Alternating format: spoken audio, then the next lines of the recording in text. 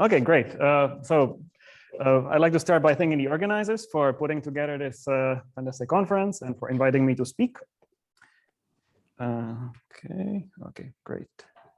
So today's talk will be based mostly on a paper that I wrote in collaboration with Petr, Kravchuk, and Sridip. And similar results also appeared in another paper, which was coordinated with ours by James Bonifacio. And finally, at the end, I'm also going to report on some ongoing work with all of these three people. I'd like to start with the question, what is quantum field theory? There are various important aspects of this question, but maybe the most important one is first, how do we rigorously define quantum field theory? And second, how do we compute observables? Now, usually, unfortunately, the approaches which are good at rigorously defining quantum field theory are not so good at for computing observables, and vice versa. But there's an important exception to that, namely conformal field theories,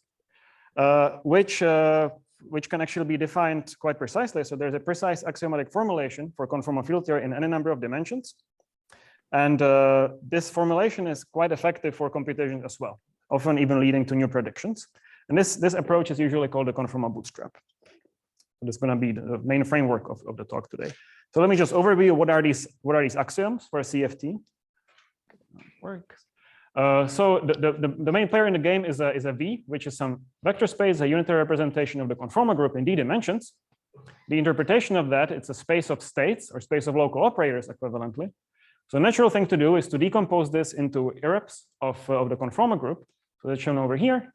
The irreps are labeled by scaling dimension, some extra discrete data, which is usually called the spin. Now this leads to the notion of a local operator.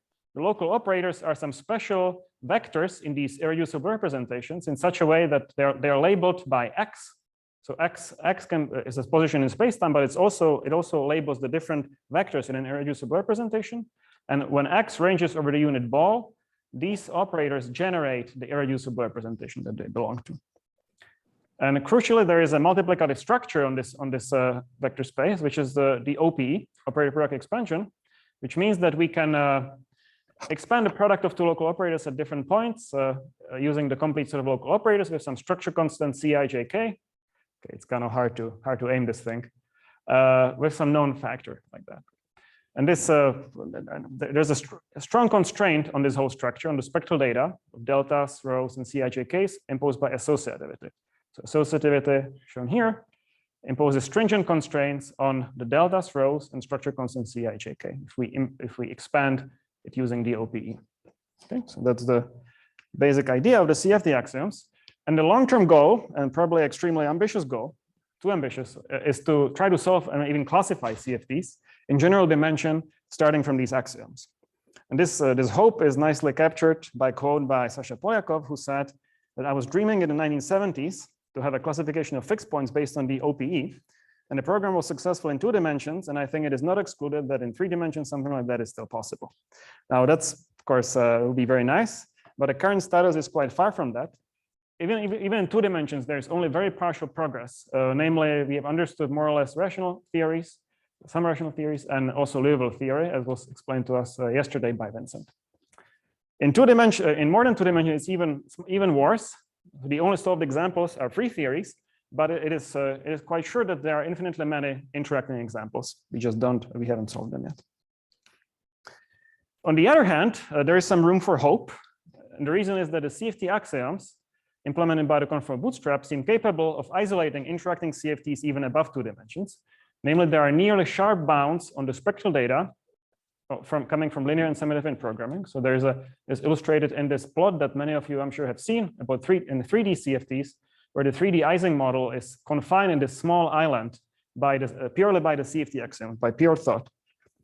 So this is maybe some circumstantial evidence in favor of the Polyakov's dream to solve a CFT in higher dimensions. So speculation is, can we solve an interacting CFT in more than 2 dimensions, such as the 3D Ising model?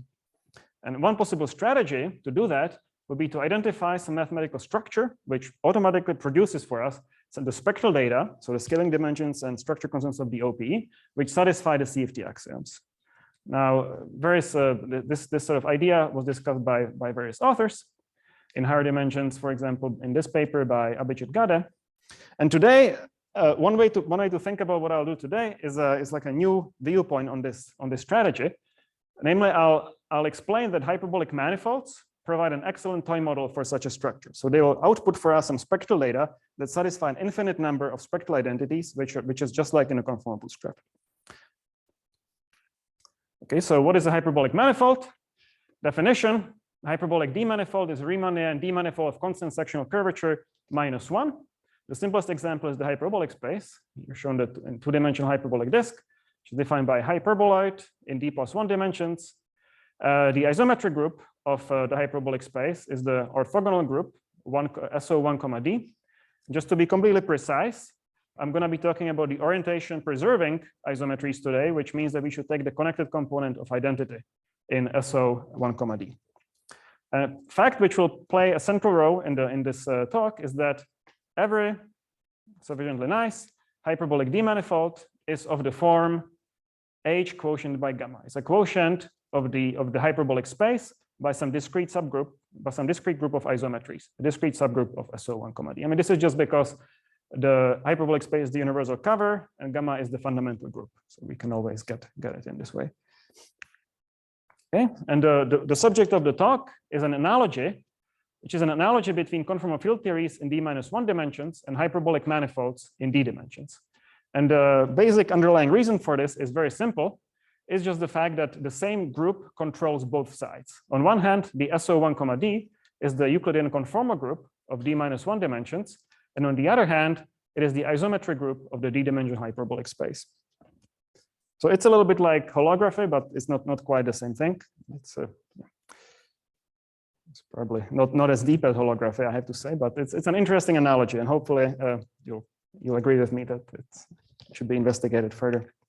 Okay, so here's a dictionary between the conformal field theories and hyperbolic manifolds. The rest of the talk will be devoted to a more thorough explanation of dictionary, but I just wanted to show it now so you know where the talk is heading. So G is conformal group or orthogonal group, and under this analogy, a conformal field theory is maps to a hyperbolic manifold, which we think of as a quotient of the upper half of the hyperbolic space by some discrete group gamma.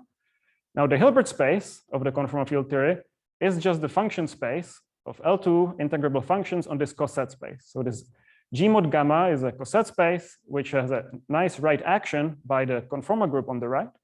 And okay, so that's nice. It's a unitary representation of G. Local operators become automorphic functions in this space. So there are some functions which transform irreducibly under this right action by G.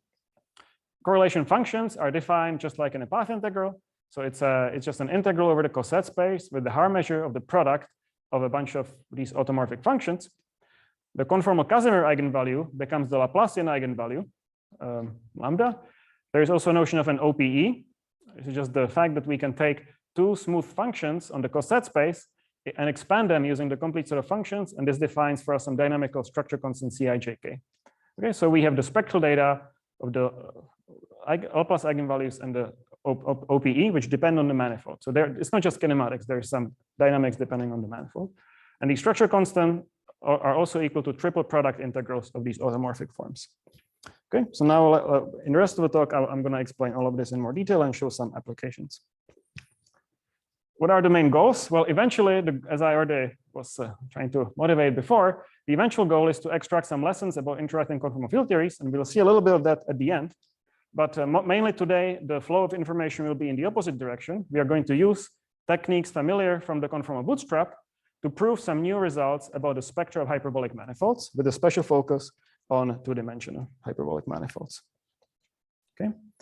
I should also mention some previous work, which was very inspirational for our work. So first, Bonifacio and Hinterbichler in 2020 discussed bootstrap type constraints on spectra of Einstein manifolds. And then Bonifacio on his own extended the work to hyperbolic manifolds in d dimensions. And the way these papers worked is that they devised some clever tricks by integrating functions on the manifolds and integrating by parts and finding some interesting bounds. And essentially what we did in our paper that I'm talking about today is to systematize this using representation theory. So we pointed out the role played by this group in the case of hyperbolic manifolds. We pointed out a connection to CFTs and systematized the ideas using the representation theory. All right, so now we'll be in 2D for most of the rest of the talk. So 2D hyperbolic manifolds. It's a quick overview. We start with the upper half plane with the hyperbolic metric shown here. Now, as SO1, 2 is the same as PSO2R. So that's the group that will be the central player in the rest. It acts on the upper half plane by Möbius transformations. Now, to specify a hyperbolic orbifold, it's the same thing as to specifying a discrete subgroup of PSO2R. And we are going to assume that this quotient has a finite volume. So this is then gamma is also called a lattice in such a case. Now, if gamma only has hyperbolic elements, then the quotient is a compact surface, such as this one over here. And if gamma only has hyperbolic and elliptic elements, then it can be an orbifold. So the elliptic elements lead to orbifold points. And if there are no elliptic elements, there are no orbifold points, so we just get a compact surface. And we are going to work in this last case. So we are allowing for elliptic elements. We'll be allowing for orbifold points on the manifold. And a simple example of such an object is a hyperbolic triangle groups. To define them, we pick 3 geodesics in the upper half plane, so semicircles, which meet at a triangle with angles alpha1, alpha2, and alpha3. The angles are pi over integers. And if they satisfy this inequality, which is the same as that area being positive, then such a triangle definitely exists.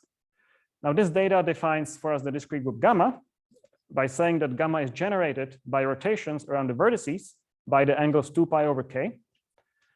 A fundamental domain for the group consists of 2 adjacent triangles.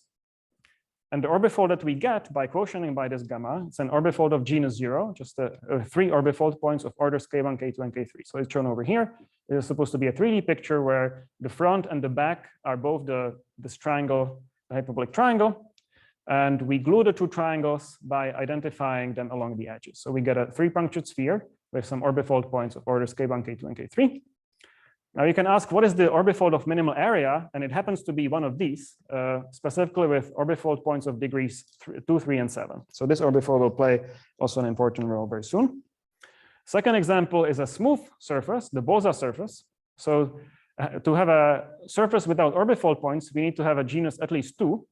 Then there is a 6-dimensional moduli space, 3 complex, 6 real dimensional moduli space. And the Bolza surface is just a very special point in this moduli space. It's a point with the largest group of symmetries. Namely, the isometric group of the Bolza surface is this general linear group over a field with 3 elements, the group of order 48. And the gamma corresponding to the Bolza surface is a normal subgroup of index 48 in this triangle group discussed in the previous slide with 2, 3, 8. So the gray area is the fundamental domain for the Bolza surface, and it can be tiled by 96 of the 2, 3, 8 triangles. Just a comment about general orbifolds. It's very useful to define the topological type to be the consists of the genus and the orders of the orbifold points. So this is a way to specify the topology, which is the same thing as specifying gamma up to isomorphism. So to specify the orbifold, you need to specify an embedding of gamma into PSO2R. But to specify just the topology, just coarser, you just specify gamma up to isomorphism. Okay. So finally, Laplacian spectrum. Laplacian on the upper half plane looks like that, and we are solving this Laplace equation for functions h, and we are solving it in a space of smooth real functions on the upper half plane, which are invariant under the group gamma. So this is the same thing as functions on the orbifold itself.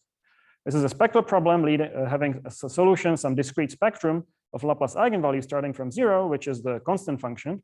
Then there is some positive gap to lambda 1. And so there's some discrete spectrum going off to infinity. Now, in general, there is no closed expression for these lambda i's. And the lambda i's have various interesting connections to number theory. And it's a very interesting differential equation to try to solve. It's a useful model for studying classical and quantum chaos, because it's really a quantization of the motion of the free particle on the hyperbolic surface, which is a classical chaotic system. But today, I'll derive some new upper bounds on this lambda 1. So we'll just talk, for the rest of the talk, we'll just talk about the first positive eigenvalue of the Laplacian on hyperbolic orbifolds. Okay, so here are the results. The first part of our theorem is an upper bound on the lambda one for all hyperbolic orbifolds. And when I say theorem, I really mean that if you take this decimal number and you express it as a rational number, then this is a true rigorous bound on lambda one for all orbifolds. And this bound is actually very close to the smallest orbifold, the 237 triangle, for which basically it agrees to 5 decimal places, and it could be a sharp bound. Our upper bound could eventually converge to the true result. There's also a statement about that every hyperbolic orbifold of genus 2 satisfies some upper bound. In this case, it is the Bolza surface which nearly saturates it to 4 decimal places. We can compare to the previous best bound, which is due to Yang and Yao and Sufi Ilyas, which is just a little bit further away from the Bolza surface. And finally, for hyperbolic orbifold of genus 3, we also have an upper bound, which is 2.678, and it's again nearly saturated by an example, which is the Klein quartic. That's a very special point in the symmetry enhanced point in the genus 3 moduli space. And in this case, there's also a previous bound, which is a little worse than ours. Okay, so that's the first part of the results. There's another interesting result that I'll discuss a bit later, which can be motivated by stating the famous conjecture of Selberg. So Selberg's 1/4 conjecture says that if gamma is a congruent subgroup of SL2Z, then the lambda 1 is always 1/4. Either it comes from the continuous spectrum, the Eisenstein series, or from the mass form, which can be also 1/4, but it's never below 1/4. Another way to say it is that if X ranges over all congruence orbifolds, the image of the map from orbifolds to their first eigenvalue is just the set 1/4. So this is maybe one of the most important open problems about automorphic forms. And we can ask a modified question, which people don't seem to have asked in literature, which is what is the image of this map when X ranges not over congruent subgroups, but over all orbifolds? So what are the first eigenvalues attained by all possible hyperbolic orbifolds? And we give this answer, which is not, there are some parts of it which are not completely rigorous, but it's more or less, well, it's definitely the right picture, but we didn't quite prove everything. There are 3 isolated points corresponding to 3 punctured spheres. And then there's a continuum starting at a certain point where it's a point in the moduli space of a 4-punctured sphere, and you can degenerate the 4-punctured sphere to generate the whole continuum by sort of making it arbitrarily large. But I'll discuss it a bit more later. Okay, so now let me move on to the method for proving these results. The method really follows the blueprint of the conformal bootstrap. We need to define a Hilbert space and local operators. We need to define operator expansion, impose associativity, and then we get bounds from linear programming. Even if you don't know the conformal bootstrap, I'll go through these steps in more detail. Okay, so before defining the Hilbert space, it's useful to first talk about this Coset space. So notation, G is PSL2R, K is the maximal compact subgroup, SO2R, and gamma is what it was before, discrete co-compact subgroup of G. Then we can think of these quotients. So G, if we quotient by the maximal compact subgroup, we get the upper half plane because K is the stabilizer of a point in H. And then if we quotient on the left by gamma, we get our surface, our orbifold X. Okay, so X is just a double quotient on the right by K, on the left by gamma. But instead of working with this orbifold, it's much better to work with this Coset space. We just don't quotient by K on the right, we just quotient G by gamma on the left. Now this is some 3-manifold shown over here. It's like a circle bundle over the orbifold because we are not removing the fiber. And the nice thing about it is that unlike X, unlike this orbifold, this one has a right action by G, because we can just multiply by G. Okay, so now we can define a Hilbert space. It's just the space of L2 functions on the Coset space. Okay, so this is the Coset space again. And this space of functions on the Coset space on the 3-manifold has some nice properties. It's a representation of G, as I already said. You can right multiply by elements of G. It's a unitary representation because there is an inner product given by integrating with respect to the Haar measure over the Coset space of the norm squared. And now, what is the interpretation of these functions? Well, what you can do is to do a Kaluza-Klein reduction along the circle, which is like decomposing it with respect to K. So N is like the momentum along the circle fiber. So when the momentum is 0, function doesn't depend on the circle direction, and we just get a space of functions on the manifold. So the whole analysis automatically incorporates functions on the manifold. This is what we want. And for momenta which are non-zero, we just get the space of normalizable n forms. So these are functions on the upper half plane that transform covariantly with some weight n under our group gamma. Okay, and this Hilbert space nicely unifies all of these spaces of forms and functions into a single object, which is a unitary representation of G. So generators of G move us between the different, these are the L0 and L plus minus 1 generators of PSL2R, and they move us between the different spaces of forms. Okay, so next natural thing to do is to do the spectral decomposition.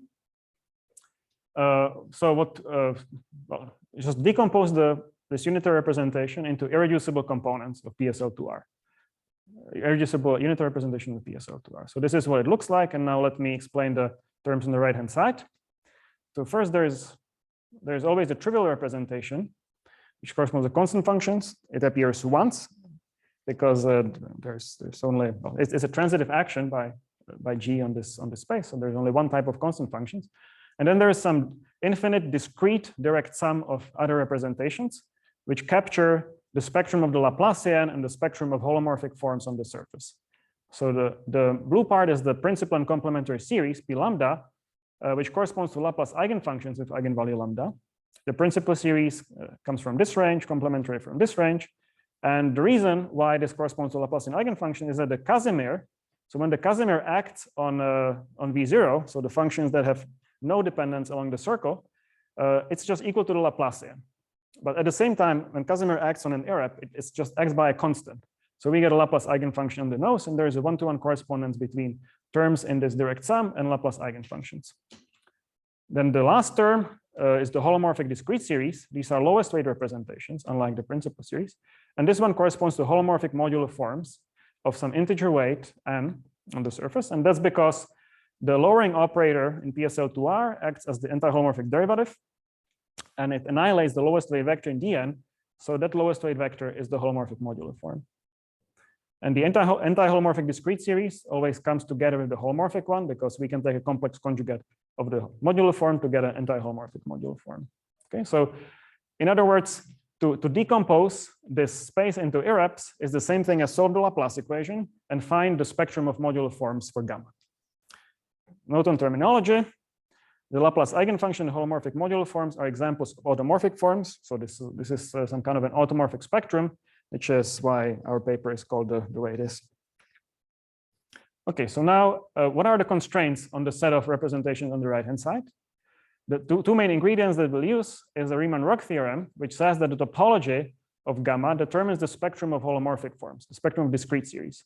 So if we have some topological type like that, then there is a closed formula for the multiplicity with which Dn, the discrete series, appears on the right-hand side, which means we'll be able to focus on specific topology by making some simple assumption about the spectrum Dn. Okay, and the second part, second ingredient is to consider just the product of smooth functions. If we take two smooth functions on the Coset space, we multiply them together, we again get a smooth function. And this product is associative and G invariant. And this will lead to the bounds on the Laplace spectrum by using the conformal bootstrap type ideas. Okay, so far everything was mostly a review of things which are known in the math literature, and hopefully now starts the part which is somewhat new. So definition, we define a local operator. So let's take F to be a holomorphic modular form of weight n. So let's assume our surface has it. There's a modular form of integer weight n, and let's define a local operator to be this object. So W is some auxiliary parameter which we use to parameterize vectors in this irrep, just like in a CFT. It's just defined by acting with this group element on the lowest weight vector. Well, this is just the usual definition. We are translating by translation generator from the origin. Okay, it's like a generating function for all the descendants, for all the other vectors in the infinite dimensional representation. Properties. So this local operator is always normalizable as long as W is inside the unit disk, and as W ranges over the unit disk, these local operators generate the entire irreducible representation, just like usually in a CFT. And not only that, but OW transforms like a conformal primary operator under SL2R, scaling dimension n. So that's this, it transforms under this differential operator. Similarly, we can define a conjugate operator using this formula for the anti-holomorphic discrete series. And this operator is normalizable as long as W is not inside, but outside the unit disk. So O's live inside the unit disk and O bars live outside of the unit disk. Okay. Correlation functions. Defining correlation functions, we can take several smooth functions on a Coset space. The correlation function is defined as a Haar integral of their product, normalized properly. And because this measure is G invariant, also correlation functions are invariant. So these are conformally invariant correlation functions. One-point function of identity is 1, thanks to this normalization. One-point functions of local operators for holomorphic series vanish, just like in a CFT due to conformal invariance. And a 2-point function between an O and an O bar looks like that. Again, the same formula that you would find in a CFT for a 2-point function of 2 primary operators.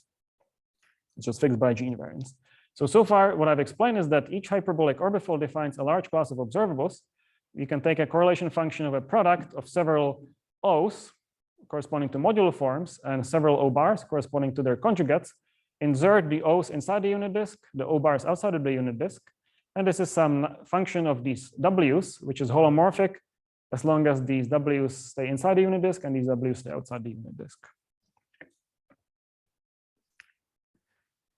Okay, OPE, the operator expansion, is the next ingredient. So we want to express this product O bar OO using the spectral decomposition of in the L2 space. So when we decompose OO bar, so this is some discrete times anti-holomorphic discrete, we get a contribution from identity, which is over here, the identity rep, and a sum over the Laplace spectrum. So this I runs over the Laplace spectrum, and these are some vectors in the corresponding principal series representation. Similarly for OO, it turns out there is just a contribution from the discrete series. So this is a sum over holomorphic modular forms. And Ci, Cj are some coefficients, but the crucial fact is that the K, so these are some vector, K is a vector depending on W1, W2, and similarly for K twiddle, they are universal and fixed by G invariance. So this is just a statement that 3-point functions in a CFT are uniquely fixed up to an overall factor. Another way to say it is that the space of these G invariant maps between representations are one-dimensional. So this proportionality factor, so it's one-dimensional, so we need to specify what is this one dimension, parameterized by the Ci and Cj, and they are just some integrals of triple products of automorphic forms. Okay, so these are so far there is the spectral data are the Laplace eigenfunctions and these dynamical coefficients Ci, Cj, which depend on the manifold, which can be computed as integrals of triple products of various types of forms. Okay, so finally, we are in a position to impose the bootstrap, it's associativity. So let's suppose we have a holomorphic form of weight n, and let an On be the corresponding local operator. Then we have this 4-point function, and we can do the OPE in 2 different ways. Either we fuse O and O bar, then we exchange the Laplace eigenfunctions, like I explained in the previous slide, or we fuse the O and O. There we only get a sum over modular forms, and the 2 things must be equal. So there is an identity between a sum over Laplace eigenfunctions depending on the entire Laplace spectrum and a sum over this modular forms depending on the spectrum of modular forms. In practice, this identity is this conformal bootstrap equation. It depends on a single variable, which is the cross ratio of the 4 points. And there are some functions of this cross ratio, which are known hypergeometric functions. And the crucial fact is that the coefficients here are positive. So they are non-universal, these coefficients e squared, but they are positive. This means that we get an infinite number of spectral identities satisfied by the automorphic spectrum by expanding this identity around chi equals 0. Okay, so now this is maybe the most technical slide of the talk. It's also the only one which has a word proof in it. So let me just explain how these spectral bounds lead to how to get spectral bounds from linear programming. So first over here we had oops, sorry, let's look, how do I go back? Okay, so here we have these spectral identities obtained by expanding this equation around chi equals 0. They are shown over here. So this means we can get the coefficients of modular form squared as an infinite sum over the Laplace spectrum, where p's are some known polynomials of lambda of the eigenfunctions. And there's a similar constraint for all odd m. But the punchline is that from these spectral identities, we get the following proposition. So if we fix some m, which plays the role of a truncation of this infinite set of identities, and let's define q to be a polynomial, which is some linear combination of these polynomials appearing in the spectral identities with some coefficients x. And let's suppose that this q satisfies the following constraints. So all of the even m's are non-negative. The q at the origin is 1, and this polynomial q of lambda is non-negative as long as lambda is greater than lambda star. So suppose we can take such a linear combination of spectral identities. Then if we can do that, then there's an upper bound on the Laplace spectral gap lambda 1 for every hyperbolic orbifold which contains the holomorphic form that we started with. Okay, so we assume there's a holomorphic form of weight n. We run the 4-point function argument from the previous slide, and then we use this proposition. And the proof is just amounts to taking summing this spectral identity over the Laplace spectrum and evaluating two different ways to get a contradiction unless there is a Laplace eigenvalue below lambda star. So now the strategy in using this, okay, I should say that this is a problem in linear programming to check whether Q satisfies these constraints as a problem in linear programming. And the strategy is to minimize the lambda star in the proposition by optimizing over the axis, which such that we satisfy the assumptions. And we work for some finite m, but we keep increasing m to improve the bound until the bound converges until we see convergence of the bound. In practice, we use the semi-definite programming solver SDPB to do this. And finally, here are the results. So let me denote n1, just like lambda 1 is the first eigenvalue of the Laplacian. Let n1 be the first weight of a modular form, the lowest lying modular form for gamma. And a simple fact is that n1 is either 1, 2, 3, 4, or 6 for each hyperbolic orbifold. So we can just run the linear program for these values of n, 1, 2, 3, 4, and 6, and find bounds that are valid for orbifolds in a given topological class, leading to the right value of n. So for example, when n1 is 1, so the lowest lying modular form has weight 1, our upper bound on lambda 1 is this number, which is quite close to the largest known lambda 1 for an orbifold that has that n1. It's a torus, genus 1 surface with a orbifold point of order 2 at a special point in the moduli space. And there are similar bounds for other values of n, usually nearly saturated by some special point in the moduli space or a 3-punctured sphere.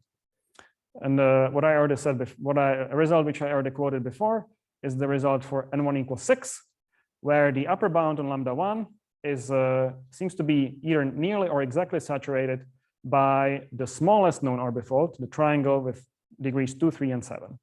So as a corollary, all of these numbers, these numbers are increasing. So a corollary of these bounds is that every hyperbolic orbifold satisfies this bound on lambda 1. And there's the question of sharp bounds. Is the linear programming upper bound on lambda 1 sharp as we make the problem infinite dimensional? We increase the level of truncation to infinity. This is what seems to be happening for the n1 equals 6, the 2, 3, 7 triangle. Well, if it is sharp, exactly saturated, then the linear program must be able to reconstruct not just lambda 1, but the full spectrum of the Laplacian on the orbifold. And this is because this optimizer function q of lambda needs to vanish on the spectrum. That's something you can easily check from the linear programming setup. And we can check whether this is true. So here on the right is the output of the linear program for some finite truncation 41. And these numbers are indeed very, very close to the actual eigenvalues of the Laplacian on the 2, 3, 7 triangle. Basically, to all the decimal places shown here, they agree with the actual eigenvalues that you can sort of say find numerically by doing the finite element method. An actual proof of saturation would amount to a construction of this q of lambda in the infinite dimensional linear programming case. Now, this is actually precisely what happens for the Cohen-Elkies upper bound on sphere packing in 8 and 24 dimensions. So there is a way to prove upper bounds on sphere packing density in 8 and 24 dimensions due to Cohen-Elkies. And famously, Vyazovska in 2016 solved the sphere packing problem in 8 dimensions and in 24 dimensions with collaborators. She solved it by constructing beautifully the optimal key of lambda, or the analog of key of lambda, for sphere packing. And she was just awarded the Fields Medal last week for this work. What is maybe not so well known is that a very similar construction to Vyazovska's appeared in the conformal bootstrap literature independently. So there, with Miguel Paulos, we constructed the optimal key of lambda, the analytic key of lambda, for a different linear programming problem, namely the gap problem in 1D CFTs. And finally, a few years later, with Hartmann and Rastelli, we explained that there is a very precise mapping between Vyazovska's solution and this construction for the optimal problem in 1D CFTs. And also, in some alternate universe, maybe if a physicist could have solved the sphere packing problem before mathematicians, but that's not what happened. Well, in this case, the challenge is to construct the optimal key of lambda for the Laplacian problem that I discussed here. So that still hasn't been done. This is an interesting question. If there's an analog of the optimizer. All right. So much for sharp bounds. There are bounds. We can also do bounds at fixed genus, already advertised before.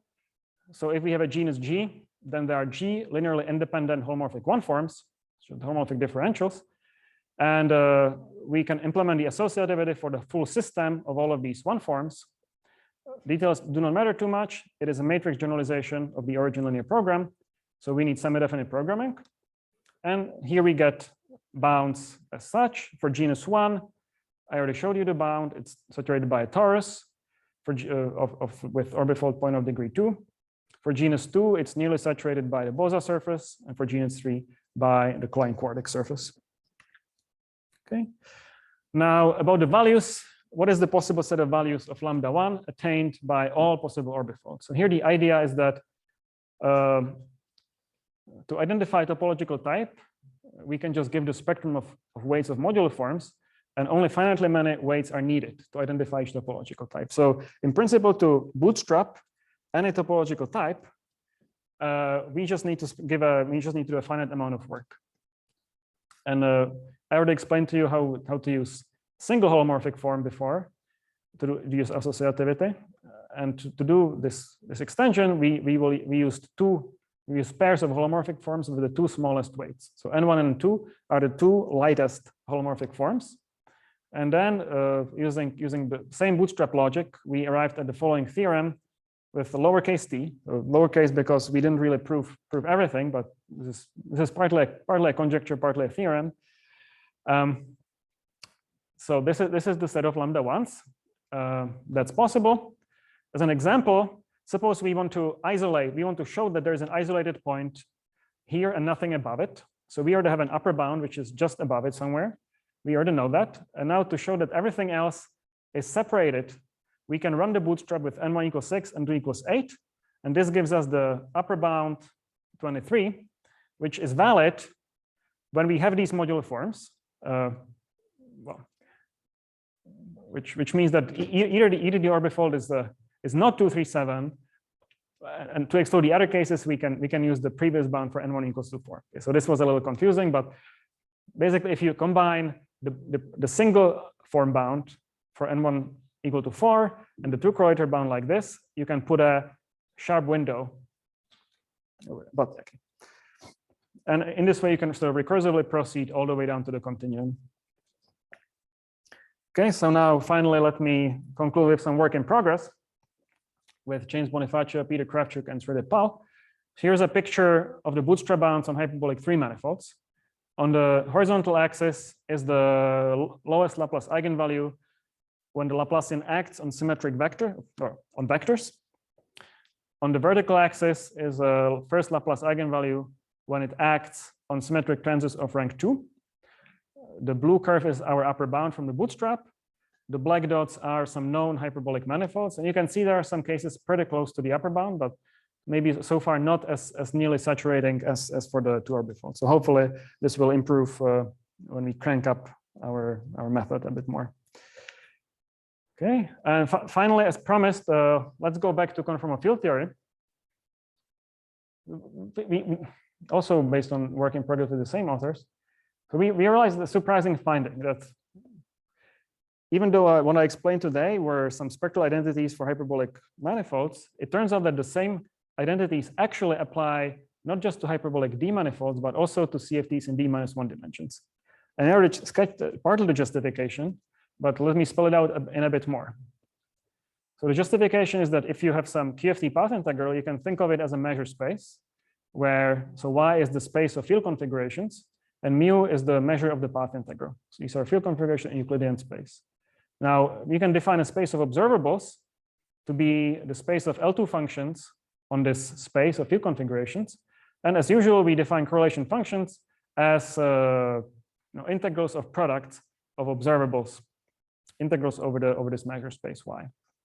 Okay, now, this is the situation for a general quantum field theory. When we have a conformal field theory, then there is some more structure.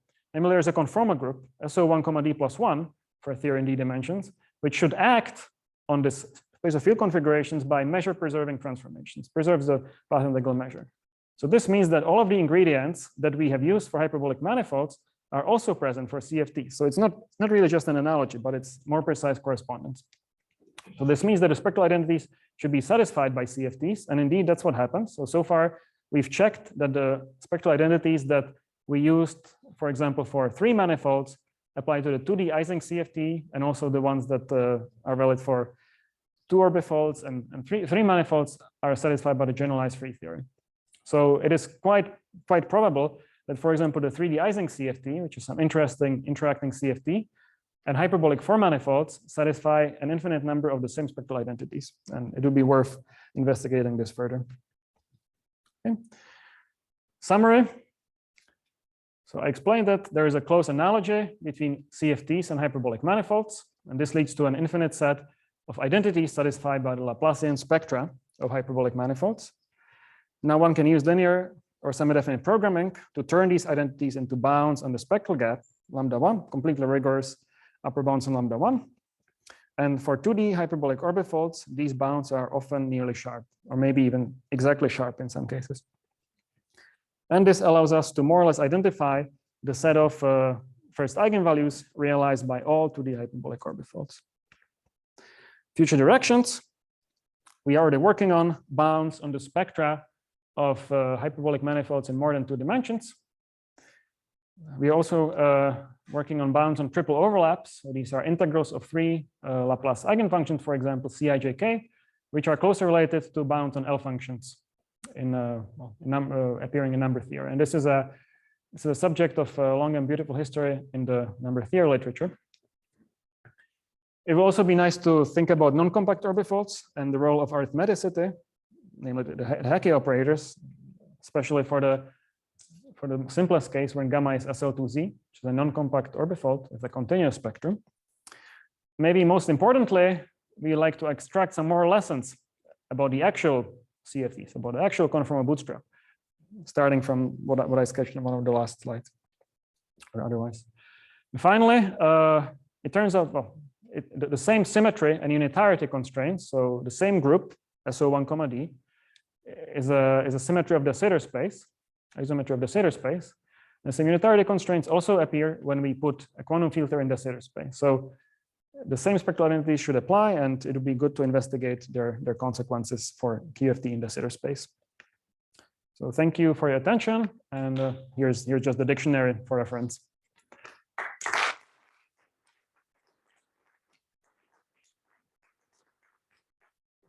Thank you.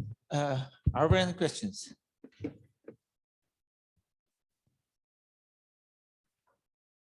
Apparently, people are hungry. Oh, there is a question.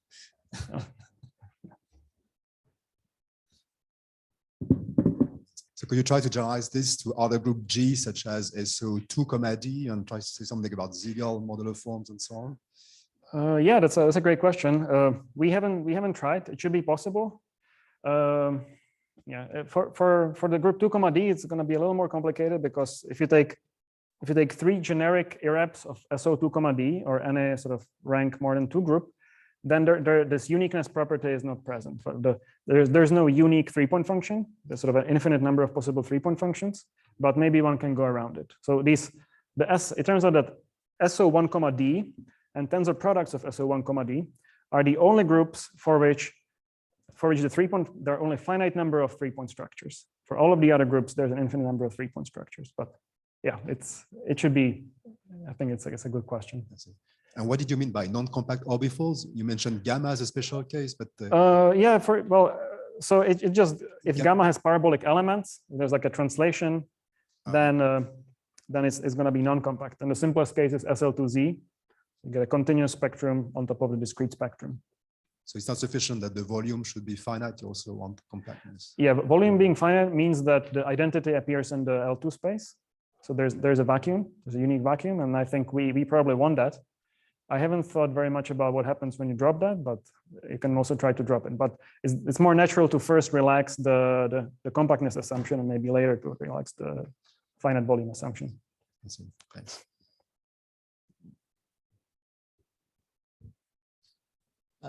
Okay, are there any other questions? If not, let us thank the speaker again.